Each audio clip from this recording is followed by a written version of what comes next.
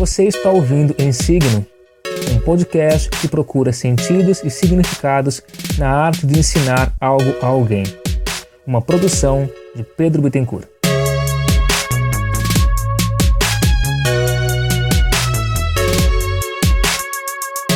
Olá, colega, eu sou Pedro Bittencourt e esse é o episódio número 2 de Em Signo.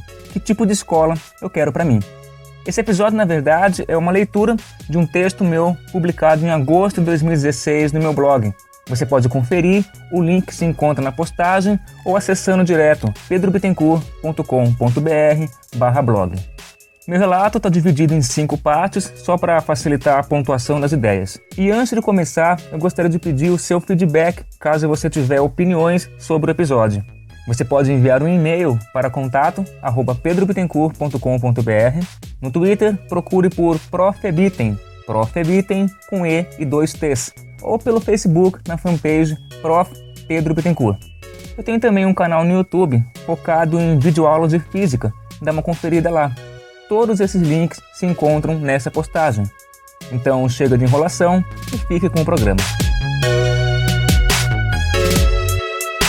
Que tipo de escola eu quero para mim?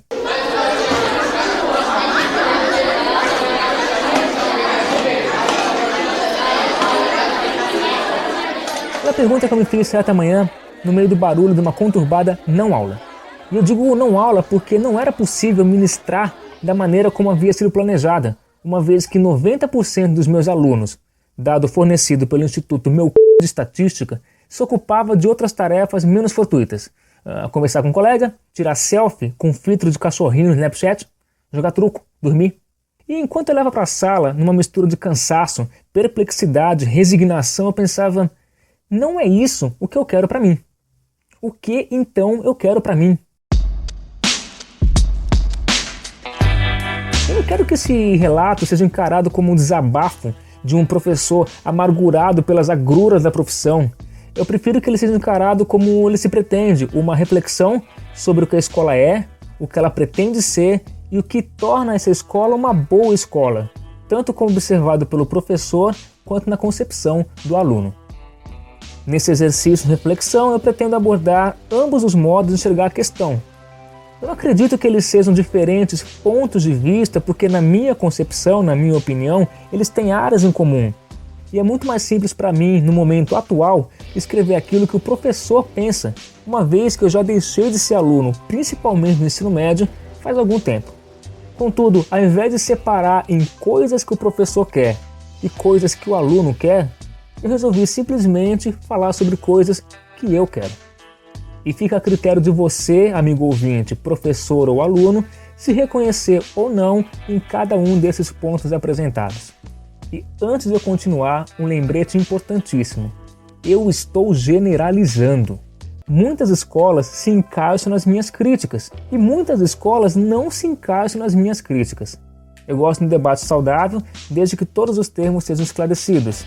E se você, amigo ouvinte, tiver bons exemplos que destruam meus argumentos, eu ficaria muito contente com o seu feedback.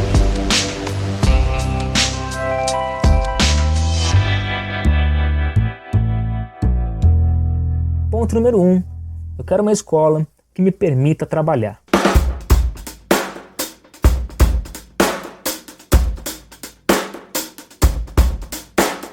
Essa me parece uma reivindicação importante e recorrente. A reclamação que eu mais me faço é: não consigo trabalhar com essas turmas, seja por indisciplina, desinteresse, incompatibilidades objetivos que seja. Um outro pensamento triste, que às vezes bate nas portas da mente, é que faz tempo que eu não dou aulas, no sentido mais estrito da expressão. A gente se vê meio que reduzido a um aplicador de pacotes curriculares, meramente cumprindo os conteúdos do material didático. E nesse ínterim eu me pego numa espécie de fogo cruzado, tentando gerenciar os interesses da escola e as expectativas e frustrações dos alunos quando confrontados com o tal do fracasso escolar. Sendo ainda mais crítico comigo mesmo e com as definições da minha atuação docente, eu costumo concluir que aquilo que nós fazemos não passa de uma mera enganação. Nós vamos de lugar nenhum rumo a lugar algum. estamos nos enganando e enganando aos outros, mesmo quando não nos damos conta. Ok, eu posso ser menos alarmista e mais pragmático ao pensar que não há necessidade de exagero. As coisas são do jeito que são. Algumas vezes bem ruins e outras vezes não tão ruins assim. Lecionar, portanto, implica em reconhecer esses espaços de atuação e identificando as melhores propostas de intervenção que me permitam chegar aos objetivos traçados no início do planejamento. Contudo, fica a ênfase retomando a ideia inicial. Eu preciso ter esses espaços de manobra para atuar de um modo coerente, tanto com a minha concepção de ensino, quanto com alguns aspectos mínimos de humanidade. Isso significa dizer que às vezes eu precisarei bater mais o pé para defender as minhas convicções. Em outros momentos, eu vou ter que escutar um conselho sábio e ponderado, seja de esferas superiores a mim, por exemplo, coordenação e direção, seja dos meus próprios alunos. Porém, não importa o cenário, uma coisa é certa: as decisões a serem tomadas precisam ter como fundamento primordial o ensino. Esse é o objetivo da escola e qualquer coisa que fuja muito disso não faz o menor sentido.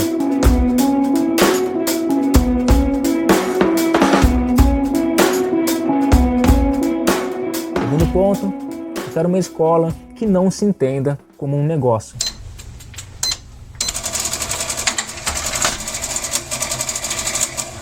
Se o objetivo da escola é ensinar algo aos alunos, algo este especificado no seu currículo, as decisões tomadas por seus participantes precisam girar em torno desse tema. Dizendo de um modo mais direto, eu não posso me preocupar com determinada atitude minha, única e exclusivamente por causa das represálias que ela desencadeará. Deixar de fazer isto ou aquilo por uma questão financeira é rasgar o diploma e cagar no estatuto do colégio. Isso costuma se fazer bastante presente em instituições de ensino privado. E eu até consigo entender a lógica por trás de alguns argumentos, uma vez que tem que haver fluxo de capital para manter a escola em seu pleno funcionamento. Inclusive, para permitir que se pague muito bem... Inclusive para permitir que se pague muito bem os seus funcionários em todos os setores. Porém, não é possível defender uma retórica que deturpe a qualidade do ensino com base em preconceitos de pessoas de fora do âmbito escolar e em achismos sem fundamento algum. Uma situação corriqueira, e já defendida por mim anteriormente, seriam as notas ruins obtidas pelo aluno numa avaliação ou na média de um certo período, bimestral, trimestral, enfim. Além de serem contestadas em alguns momentos pelos pais ou pelos responsáveis, elas podem ser também motivo de questionamento por parte de alguns gestores escolares. E a explicação é bastante simples. Se o aluno não tiver notas melhores, os pais vão tirar o aluno da escola. E isso é ruim para a escola. Eu até entendo, mas como exatamente eu posso ser responsabilizado por isso? O professor não tem controle sobre as variáveis que influenciam no ato de um pai ou de uma mãe matricular sua filha ou seu filho nessa ou naquela escola. Além do mais, mesmo tendo controle sobre algumas variáveis, por exemplo, a nota do estudante, não cabe a ele encarar esse número como um prêmio aleatório, por mais dilacerada que seja a lógica da nota. Por mais que ela esteja ultrapassada em muitos sentidos, por mais anacrônica, arcaica e desprendida que ela seja da realidade atual, ela precisa ter uma coerência interna. Dizendo de outro modo, aquela nota possui sim um significado e deve ser minimamente levada em consideração. Em caso contrário, vira passeio.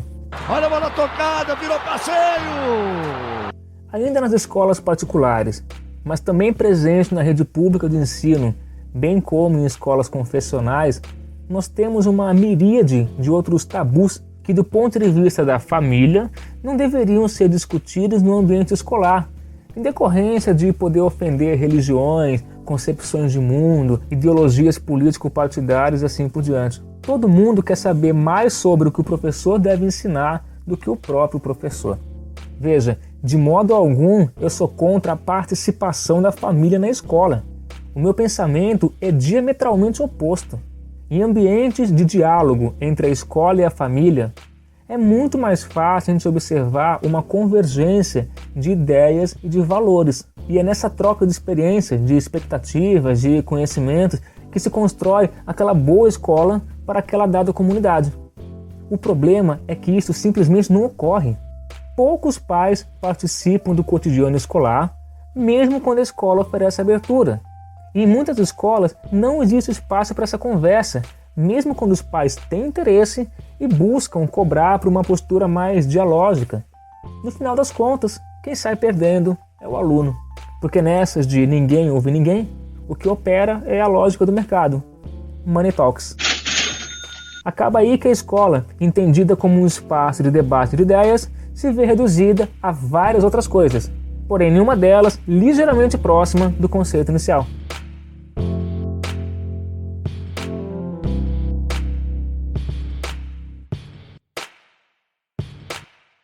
Terceiro ponto, eu quero uma escola que me permita crescer.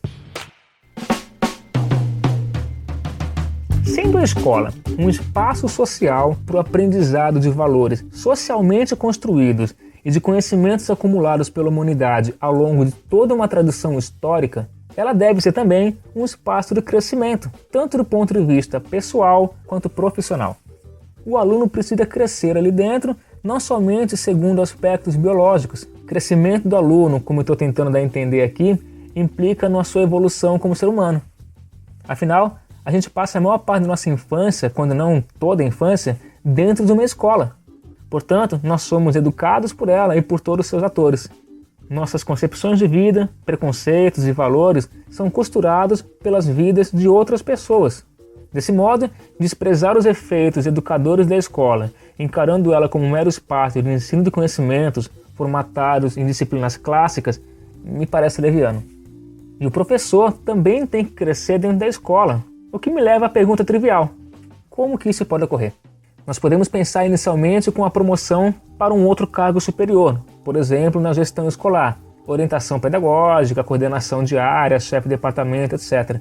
Isso significaria, em termos mais práticos, evolução salarial e crescimento hierárquico, o que soa bastante razoável e, acredito eu, é bastante almejado por um bom número de professores.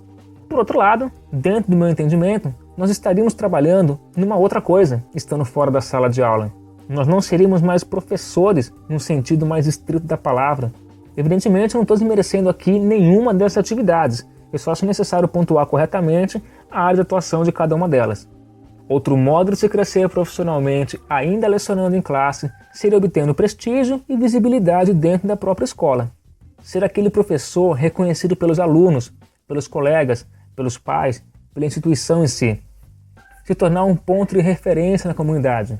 A professora de biologia do colégio Meu Deusinho é um crânio, você não tem ideia.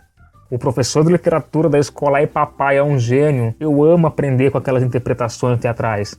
A professora de matemática do Instituto Mundo Bom é muito fera, eu aprendi tanta coisa legal que já nem cabe no Intuit. E assim por diante.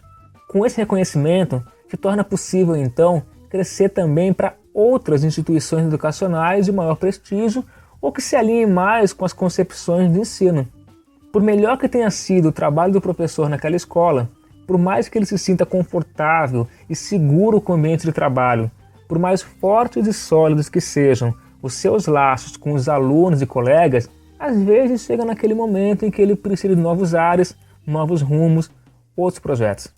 Construção e destruição andam de mãos dadas. Ao mudar de vida para crescer profissionalmente, o professor pode embarcar em novos projetos, ainda embutidos na área do ensino, escrever livros, publicar artigos, gravar vídeos, podcasts, etc. Vale notar que isso não demanda necessariamente o seu desligamento da atividade docente. É totalmente possível, bem como frequentemente observado, se dedicar a projetos paralelos concomitantemente com a atuação em sala de aula. E é justamente por isso que eu dou ênfase à escola que me permita tal crescimento. Porque não sobra muito tempo para escrever o roteiro de uma videoaula se eu preciso preparar e corrigir atividades não planejadas somente para aumentar nota de aluno. Quarto ponto, eu quero uma escola que seja um espaço de respeito.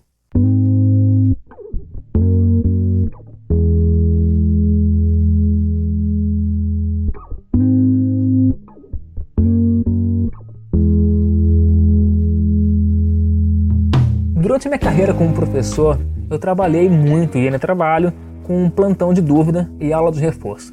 Nos últimos anos, inclusive, eu venho auxiliando os meus próprios alunos em algumas aulas no período da tarde. Porém, em sua maioria, eu lidei com alunos de outros professores, o que eu considero um benefício para o estudante, já que oferece novas abordagens para o tema de estudo.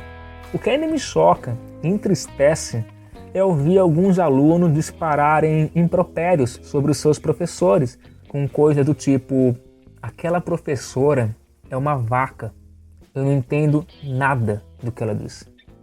Veja, eu estou parafraseando, é claro, mas quando essa fala vem de uma criança no auge dos seus 12 anos, o alarme dispara. Tem alguma coisa muito errada aí. Na minha cabeça, é óbvio que esse tipo de coisa só pode ter vindo de casa. É o tipo de expressão que ela ouve da mamãe conversando com as amigas no jantar de sábado, ou a fala do papai no churrasco de domingo com os brothers de futebol, e com isso uma repetição entre os filhos desses papais e dessas mamães na matinê de sexta-feira ou no playground do condomínio. Mas é claro, eu posso estar errado. Na outra ponta do jogo de poder, também existe o professor como vetor de preconceito e discriminação com seus próprios alunos, alguns deles velados e outros bastante explícitos. Isso pode ser notado em algumas conversas na sala dos professores ou nas reuniões de pais e mestres. Assim, é bastante desagradável ouvir que a fulaninha já pegou todos os moleques da sala, meio putinha, né? Ou que o rapazinho ali, ainda novinho, já tem aquele jeitinho de viado, né? Além dos outros exemplos que atestam como o seu aluno é burro, pois veja só o que ele escreveu nessa prova. Olha que conta absurda. Escuta essa que me perguntaram na sala agora. Eu sei, dizendo desse jeito, eu pareço estar, pintando uma imagem demonizada de todos os professores, e 2, dizendo que eu, como um ser iluminado que sou, não faço isso e nunca fiz nada disso. Não é o caso. Já escrevi muito sobre o erro em algumas publicações anteriores e não vem ao caso agora, mas uma opinião gratuita para você, amigo. Se você se ofendeu com o que eu disse, vale a pena pensar a respeito.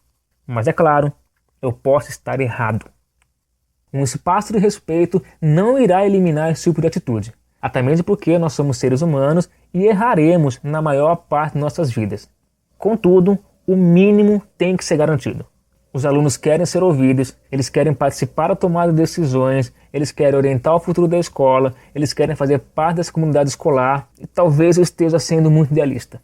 E os professores também querem seu espaço de fala, até mesmo para garantir os outros tópicos que eu já mencionei anteriormente, o que me leva ao último e próximo ponto. Quinto ponto, eu quero uma escola que seja relevante.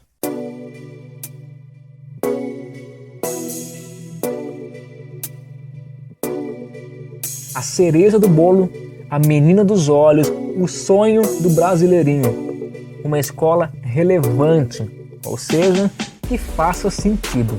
Tanto o professor quanto o aluno não querem mais se deparar com a famosíssima pergunta: para que isso vai servir na minha vida? Porque se isso foi perguntado, é porque aquilo que está sendo trabalhado não parece importante, não tem significado real, não foi requisitado por ninguém. E essa, ao meu ver, é a ideia mais profunda por trás dos meus desejos de uma escola ideal. Ela parece ser também a reivindicação mais importante feita pelos alunos. Lembremos dos recentes movimentos de estudantes secundaristas nas escolas da rede pública do estado de São Paulo. E é também a questão mais difícil de trabalhar, porque não tem resposta fácil. Em linhas gerais, não tem resposta alguma, porque o que significa a escola fazer sentido? Ela tem que ensinar aquilo que o aluno gosta? Ela precisa de matérias mais úteis? Ou a escola precisa servir para as coisas? Honestamente, eu não tenho a menor ideia. Eu acho difícil pensar em termos de uma escola nova trabalhando num sistema de ensino tradicional. Existem salas de aula, aquele espaço físico clássico, com carteiras escolares clássicas, uma lousa clássica, seja ela de giz, caneta ou digital, na qual o professor escreve conteúdos clássicos para uma plateia de alunos classicamente sentados nos seus locais. O ensino é baseado em conteúdos que são ditados pelo livro didático ou pela apostila do sistema. Ao final do ano, é necessário que todo aquele conteúdo tenha sido ministrado. Os alunos que supostamente aprenderam o que foi ensinado pelo professor tiram notas boas nas avaliações, geralmente uma por mês. Ao restante, resta a vergonha e a cobrança da escola, dos pais, de si mesmos. Eu não compactuo com a visão de uma escola utilitarista. Costumo comentar com os alunos que não se trata de um ensino técnico, no qual nós aprendemos a manejar ferramentas físicas ou mentais para serem aplicadas em situações práticas, ou ainda pior, do cotidiano. Afinal, a expressão erroneamente conhecida como fórmula de Bhaskara não é necessária para você comprar pão ou dirigir um trator sem camisa. Ela serve para resolver equações de segundo grau e ponto. E se nós começarmos a nos perguntar por que o aluno precisa saber resolver uma equação de segundo grau, aí a gente vai entrar num loop infinito. Por fim, eu ainda não sei o que eu quero. Eu só gostaria que me fosse permitido questionar a utilidade daquilo que estamos fazendo sem encarar olhares de desalento ou escutar que, as coisas são assim mesmo. E elas até podem ser, mas não significa que precisem continuar sendo. E você? Que tipo de escola quer para si e para os outros?